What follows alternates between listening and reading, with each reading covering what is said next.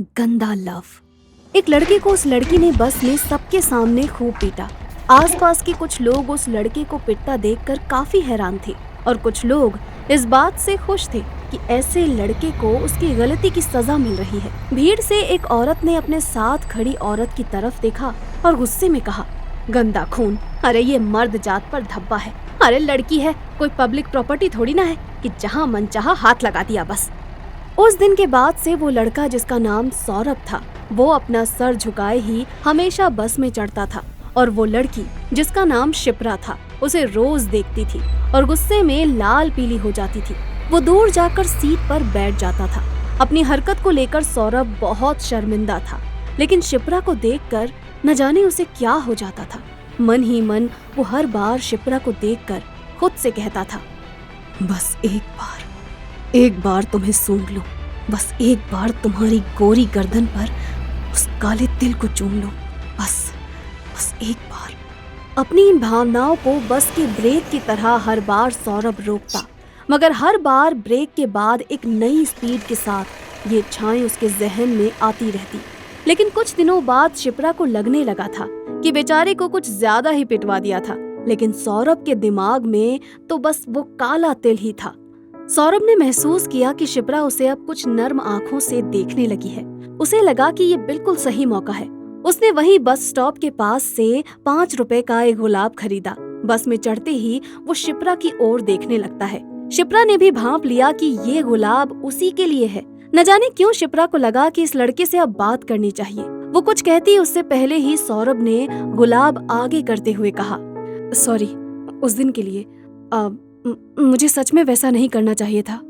ये कहते हुए उसकी आंखें बार बार शिप्रा के गर्दन के उस काले तिल पर जा रही थी। शिप्रा ने उस मासूम से चेहरे की तरफ देखा।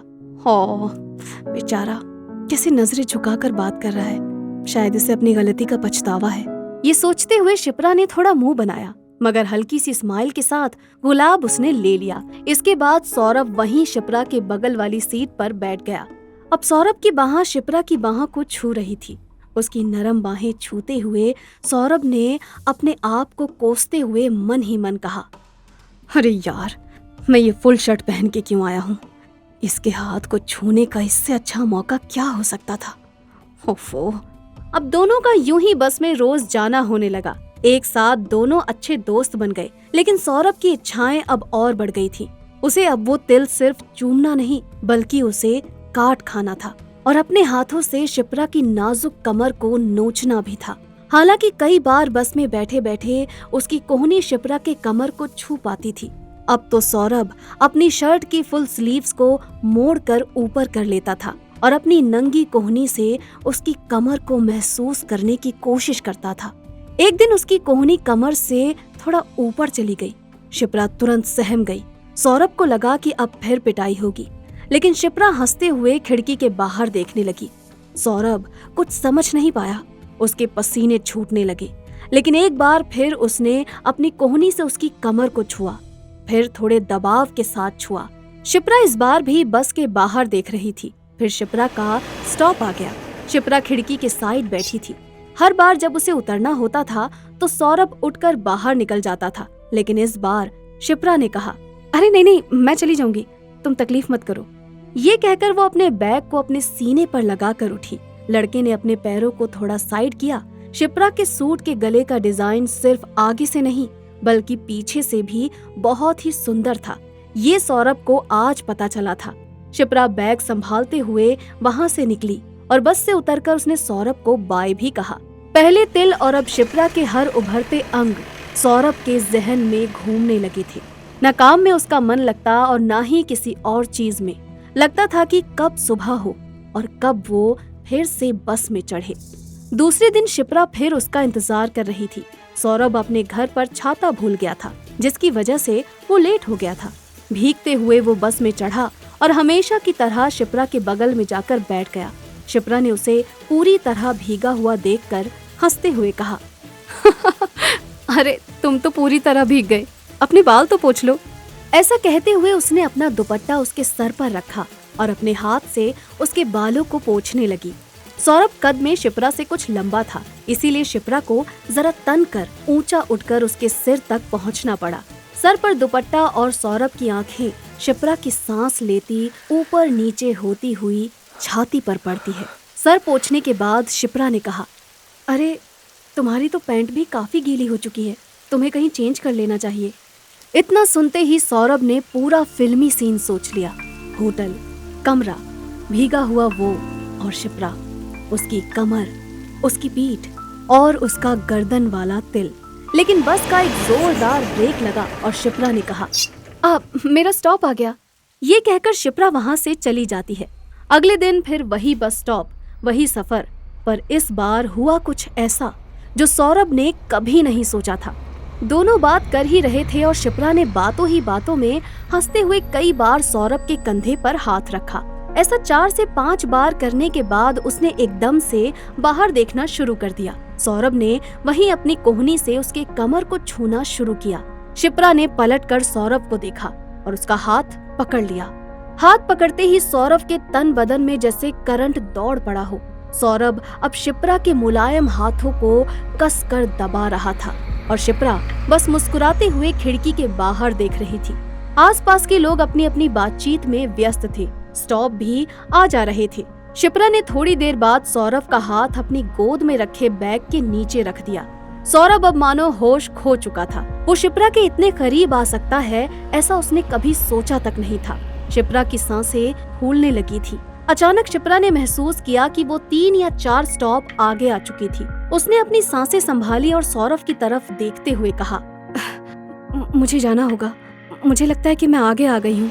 और इस बार उठने से पहले उसने धीरे से सौरभ के गालों को सहलाते हुए बाय कहा। उसकी उंगलियां जाते जाते सौरभ के होठों को छू गई थी। अगले दिन सौरभ ने बस नहीं पकड़ी और ना ही शिप्रा ने। वो दोनों बस स्टॉप के पास बारिश के मजे लेते हुए एक टपरी पर चाय पी रहे थे। आज शिप्रा के हाथ में एक गुलाब भी था, लेकिन वो उसे दे नहीं पा रही थी। सौरभ ने भी कुछ कहा नहीं, उसे तो बस दिख रहा था गर्म चाय के प्याले पर शिप्रा के सुर्ख होंठ। शिप्रा ने चाय का गिलास नीचे रखते हुए अपने हाथ को गुलाब के साथ लड़के की तरफ बढ़ाया और कहा, आई लव यू। सौरभ बहुत डर गया। उसने तो ऐसा कुछ सोचा ही नहीं था। शिप्रा के मुस्कुराते हुए चेहरे पर ध्यान ना देते हुए उसने उस तिल की तरफ देखा, जैसे काट खाने का सपना उसे टूटता हुआ दिख रहा था, मगर वो ऐसा नहीं चाहता था। इसीलिए उसने गुलाब को हाथ में लेते हुए झूठ मूठ ही कह दिया, आई लव यू टू। मैं नहीं जानता कि मैं तुमसे शादी कर पाऊंगा या नहीं, लेकिन इससे पहले कि वो कुछ और कहता, शिप्रा ने कहा, शादी की बात अभी कौन कर रहा है? अभी तो बस प्यार की बात हो रही है, और जब शादी का समय आएगा तब देखते हैं।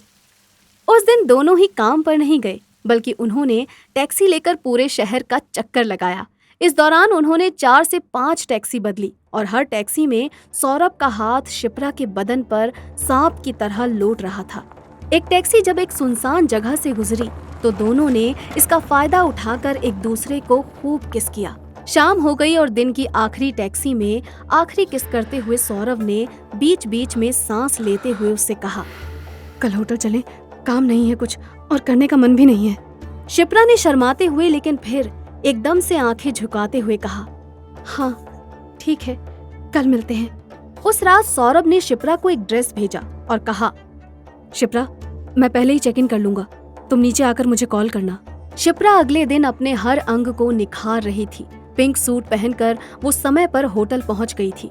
उसने कॉल किया और सौरभ नीचे आया। सौरभ ने ऊपर से नीचे तक शिप्रा को दूर से ही देख लिया और मन ही मन सोचने लगा, आज तो इसे पूरा खाकर जाऊंगा। शिप्रा थोड़ी डरी हुई थी। वो ऐसे कभी किसी के साथ होटल या इस तरह इन्वॉल्व नहीं हुई थी। अजीब बात ये लगी कि उस होटल के वेटर तक सौरभ को अच्छे से जानते थे। सौरभ बस इशारा करता और वो एक के बाद एक, कभी गुलाब के फूल तो कभी कमरे को महकाने वाला स्प्रे रूम तक पहुंचा जाते थे। शिप्रा को लगा कि सौरभ उसे इम्प्रेस करना चाहता है और उसे अच्छा फील कराना चाहता है। इसके बाद उस बंद कमरे में 2 जिस्मों की मानो एक गहरी लड़ाई हुई। जब शाम को शिप्रा घर जाने के लिए उस कमरे से निकली तो अपनी गर्दन का तिल अपने दुपट्टे से छुपाते हुए निकली। दूसरे दिन शिप्रा फिर तैयार होकर होठों पर हल्की लिपस्टिक लगाकर और इस बार एक एक्स्ट्रा टिफिन सौरभ के लिए तैयार करते हुए निकली। बार बार शिप्रा बस के दरवाजे की तरफ देख रही थी, मगर सौरभ नहीं आया। बस चल पड़ी और शिप्रा बेचैन हुई जा रही थी। अगले दिन फिर यही हुआ, उसके अगले दिन भी फिर से यही हुआ। उसने कई कॉल्स किए लेकिन सौरभ का फोन अब नहीं लग रहा था। 15 दिन हो चुके थे। शिप्रा उसे ढूंढ रही थी पर वो कहीं नहीं दिखा। कई बार उसने बस में ना चढ़कर कुछ देर उसका इंतजार करना चाहा, मगर वो नहीं दिखा। आज 20 दिन हो गए थे। शिप्रा आज भी उसका इंतजार कर रही थी।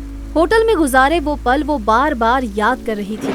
आज फिर जोरदार बरसात हो रही थी, लेकिन शिप्रा बस स्टॉप पर बस बैठी हुई थी और बारिश की बूंदों को जमीन पर कीचड़ बनते हुए देख रही थी।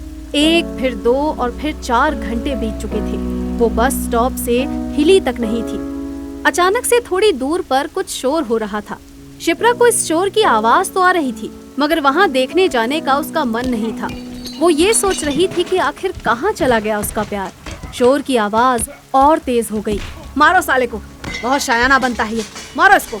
शिप्रा ने देखा कि कोई बस स्टॉप के कुछ दूर पर बस से उतरते हुए किसी आदमी को मार रहा है। उसने ध्यान से देखना चाहा, मगर बारिश की वजह से कुछ दिखाई नहीं दिया।